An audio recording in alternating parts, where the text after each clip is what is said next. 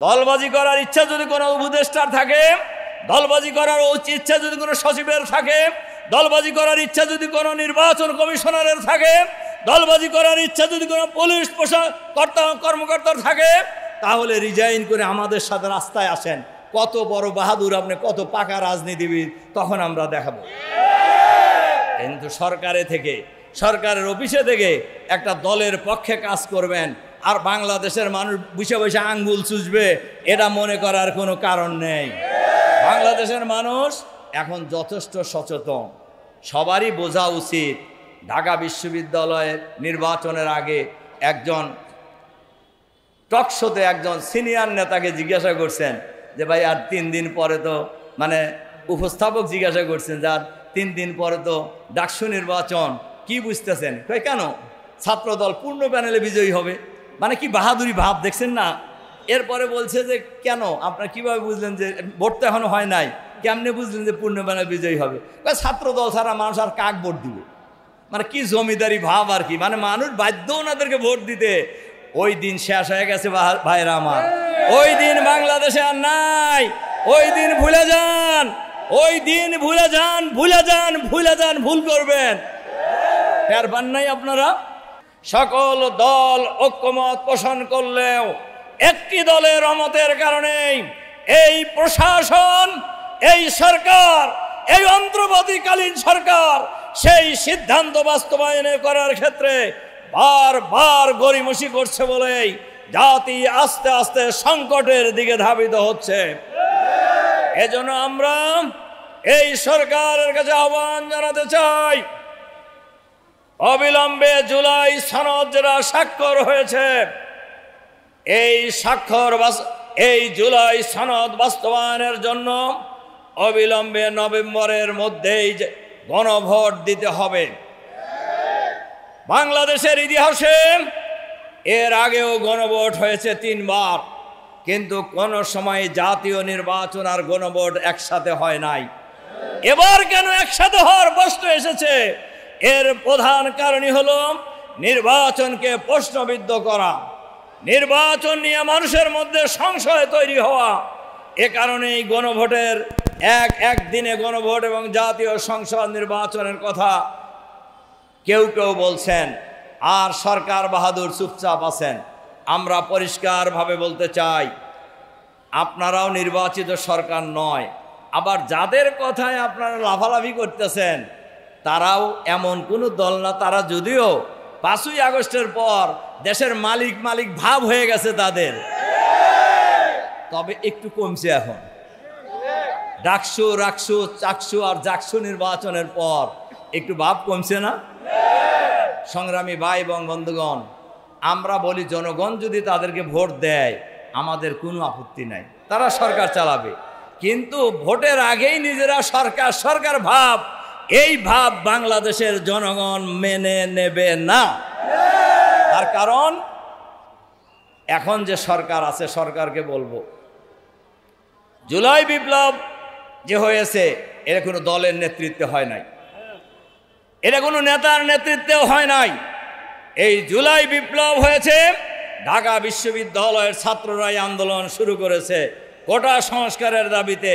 সেই দাবিতে যখন জুলুম নির্যাতন চালানো হয়েছে, পাখির মতো গুলি করে হত্যা করা হয়েছে ছাত্রদেরকে, সেই সময় বিশ্ববিদ্যালয়ের শিক্ষক, কর্মকর্তা, কর্মচারী, রিক্সাওয়ালা, ভ্যানওয়ালা, ঠেলাওয়ালা, সকল শ্রেণী পেশার মানুষ, দল, মত, জাতি, বর্ণ, ধর্ম নির্বিশেষে ঐক্যবদ্ধভাবে প্রতিরোধ করে তোলার মধ্য দিয়ে দীর্ঘ 16 বছরের ফ্যাসিবাদী শাসনের অবসান ঘটিয়েছে।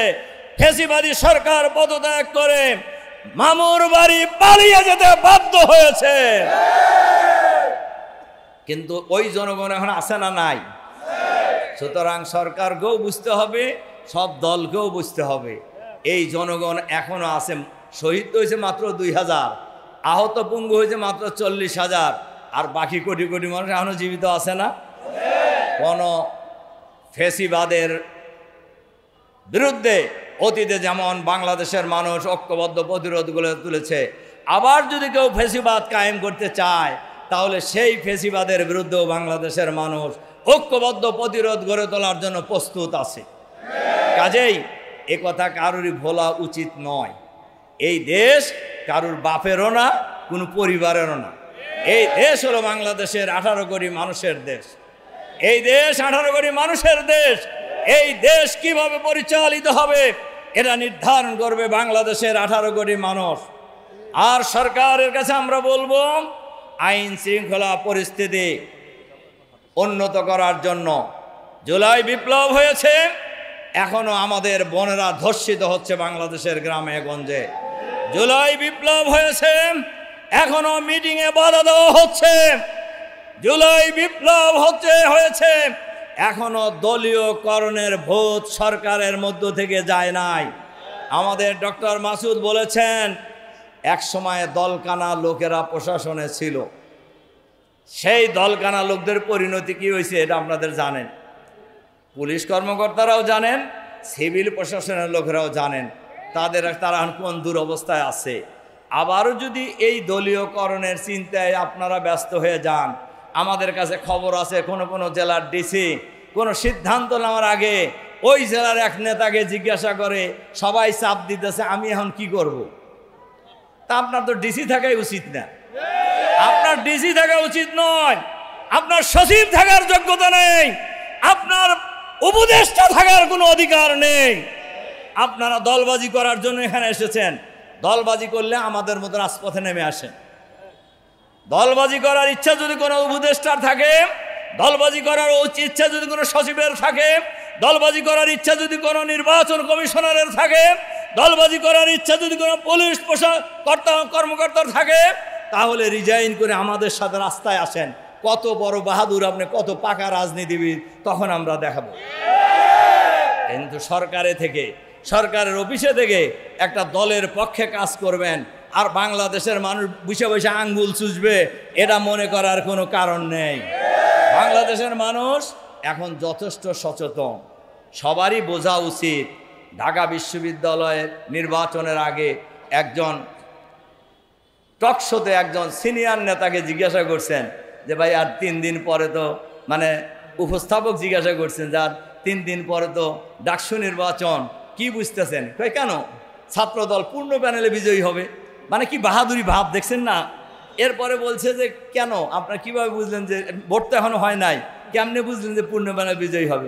ছাত্রদল ছাড়া মানুষ আর কাক ভোট দিবে, মানে কি জমিদারি ভাব আর কি, মানে মানুষ বাধ্য ওনাদেরকে ভোট দিতে।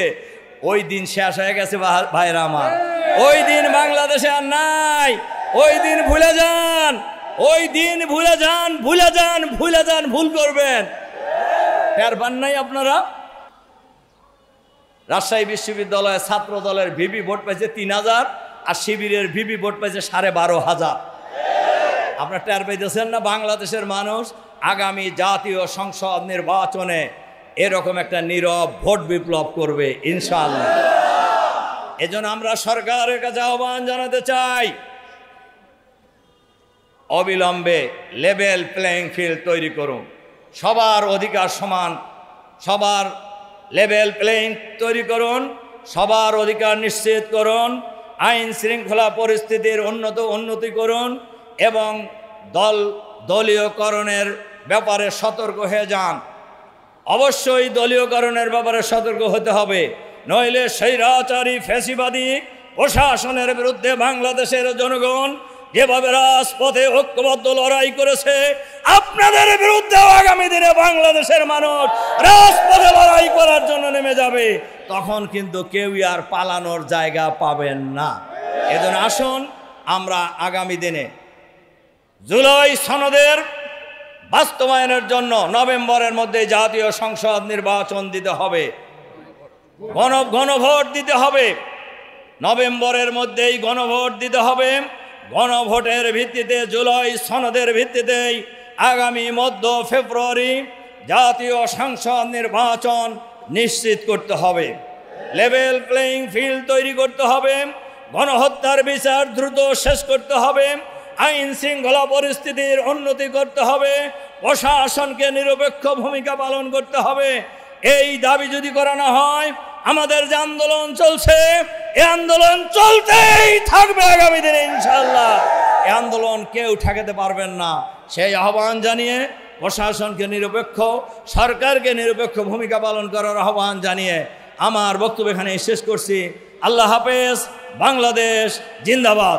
বাংলাদেশ জামাত ইসলামী জিন্দাবাদ। আসসালামু আলাইকুম ওয়া রাহমাতুল্লাহ।